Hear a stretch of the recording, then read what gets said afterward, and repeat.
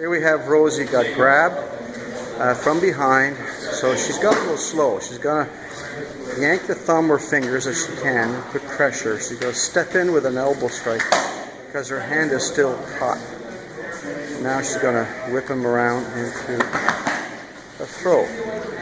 And this is only, it's made easier when you have the arm whipping across your own arm. Alright, so I'm going to go around the other side. Alright. So we have cranking.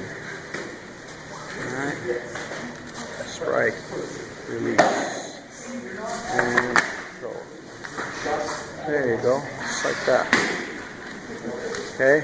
Now, go fast. Remember to lower your center of gravity.